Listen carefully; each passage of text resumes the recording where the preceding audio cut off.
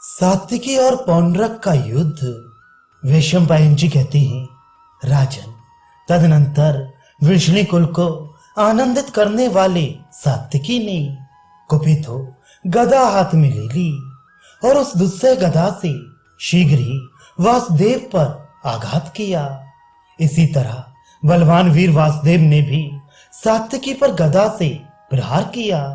गदा उठाई वे दोनों अत्यंत भयंकर वीर वन में एक दूसरे के वध की इच्छा वाले दो बलाभिमानी सिंहों के समान शोभा पा रही थी। तदनंतर क्रोध में भरे हुए सात्विकी ने बाएं पैतरे का आश्रय लिया और वासुदेव ने दाहिने पैतरे का।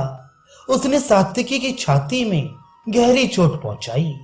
साथ ही वीर सात्विकी ने भी उसकी दोनों भुजाओं के मध्य भाग वक्ष स्थल में गदा से आघात किया। उस गदा की गहरी चोट खाकर वीर वासुदेव घुटनों के बल गिर पड़ा। फिर उठकर उस वीर ने सात्विकी के ललाट पर गदा मारी। सात्विकी भी कुछ पीड़ित हो बैठे रह गए। फिर तुरंत उठकर वीर सात्विकी ने पौंड्र देश के उस श्रेष्ठ योद्धा वासुदेव पर गदा से चोट की। वीर वासुदेव बड़ा बलवान था। वह साक्षात दूसरे मृत्यु के समान प्रतीत होता था। वह सात्विकी की ओर इस तरह देख रहा था मानो अपने नेत्रों से उन्हें दग्ध कर डालेगा। उसने गदा से सात्विकी पर चोट की। उसकी भुजाओं द्वारा छोड़ी गई उस गदा से आहत हो सात्विकी ने सहसा धरती का सहारा ले लिया, मानो वह मृत्यु के अंक में पहुंच गए हों। महाराज फिर होश में आकर उन्होंने शत्रु की चलाई हुई गदा को उछलकर दोनों हाथों से दृढ़ता पूर्वक पकड़ लिया और काले लोहे की बनी हुई उस सुंदर एवं बड़ी भारी गदा को सहसा दो टुकड़े करके उसे दूर फेंक दिया। इसके बाद वीर सात्विकी ने बड़े जोर से सिंहनाद किया। नरेश्वर तब महाबली एवं प्रतापी राजा वासुदेव ने उस गदा को त्याग कर सात्विकी को बाएं हाथ से पकड़ लिया और दाहिने हाथ से बड़ी भयंकर मुट्ठी बांधकर सात्विकी के दोनों स्तनों के बीच में प्रहार किया। तब वृषणी वंशी सात्विकी ने भी तुरंत अपनी गदा नीचे डाल दी और सम्रांगण में वासुदेव को एक तमाचा जड़ दिया। फिर वासुदेव ने भी सत्य प्रतिज्ञ सात्विकी को थप्पड़ से मारा।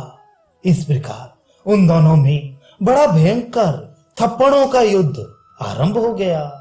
राजेंद्र घुटनों से, मुक्कों से, भुजाओं से और मस्तक से भी उस समय उनमें युद्ध होने लगा।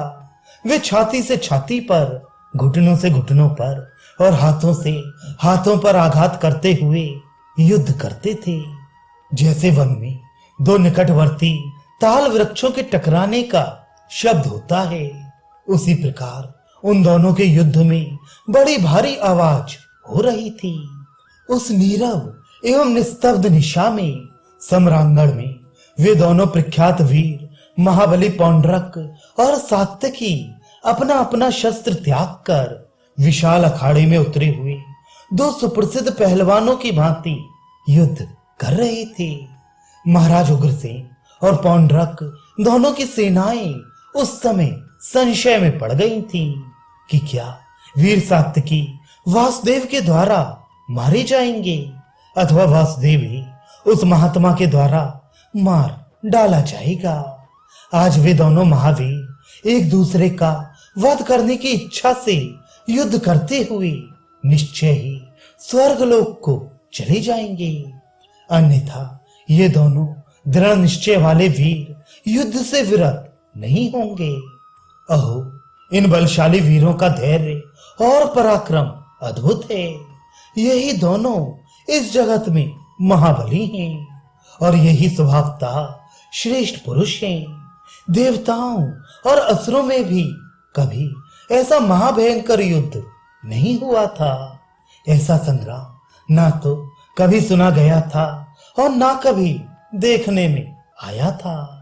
इस प्रकार दोनों सेनाओं के सैनिक मेघों की घटा से घिरे हुए रात्रि के निशीत काल में उस भयंकर युद्ध को देखकर उपर्युक्त बातें कहते थे। तदनंतर वे दोनों वीर अनायास ही परस्पर बाहु युद्ध करने लगे। उस समय सात्विकी ने पौंड्रक को 10 मुक्के मारे। महाबली पौंड्रक ने सात्विकी को 5 मुक्के मारे। उन दोनों के मुक्कों का महान चरचर शब्द समूचे ब्रह्मांड को क्षुब्ध किए देता था।